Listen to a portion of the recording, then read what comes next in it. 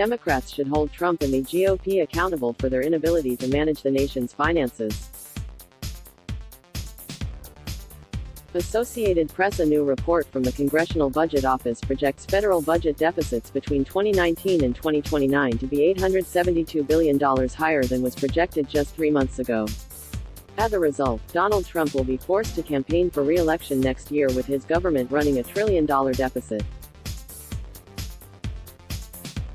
Democrats should hold the king of debt accountable for his inability to manage the nation's finances and present voters with a compelling alternative, a new progressivism that invests in our country without burying young Americans under a mountain of debt.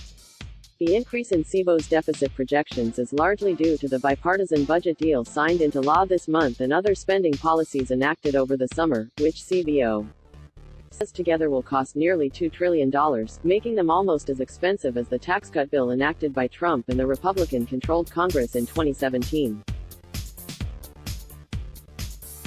Projected deficits also increased by almost $280 due to technical changes in CBO's modeling. Partially offsetting these costs was a reduction in CBO's forecast for interest rates, which brought projected deficits down by a whopping $1.4 trillion. That a change of less than 1 percentage point in interest rates can cost nearly as much as the budget deal or the Trump tax cuts is a testament to the size of our national debt on which that interest is owed.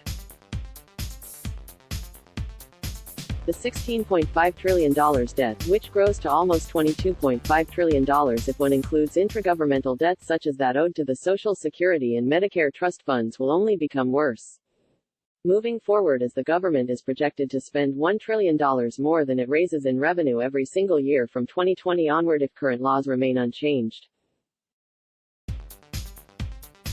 Such large deficits are extremely unusual in the context of a growing economy. CBO notes in its report that over the past 50 years, annual budget deficits averaged 1.5% of gross domestic product during years in which the national unemployment rate was less than 6%.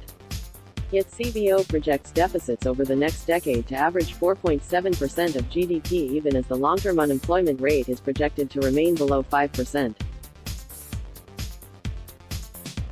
We cannot afford to continue on our current path, and the American people are beginning to take notice. A new poll shows more than 4 out of 5 voters consider reducing the federal budget deficit to be an important priority for Congress, more than any other issue asked about in the poll. So what can Congress do to rein in these out-of-control deficits? Fortunately, the Progressive Budget for Equitable Growth, published last month by the Progressive Policy Institute, provides policymakers with a comprehensive blueprint. PPI's innovative proposals to modernize Social Security and Medicare, the fastest-growing programs in the federal budget, would improve work incentives, retirement security, and fiscal sustainability in ways that are fair to both younger workers and older beneficiaries. The PPI framework would build upon the success of the Affordable Care Act to expand coverage and bend the health cost curve downward without forcing everyone into a one-size-fits-all, government-run health insurance plan.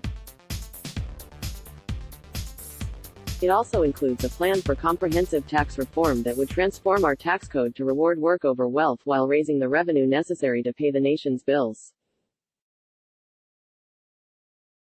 Adopting all of PPI's recommendations in their entirety would bring the national debt back down to its historical average as a percent of GDP by 2050, which CBO estimates would increase per-person incomes by more than 10% relative to current policy.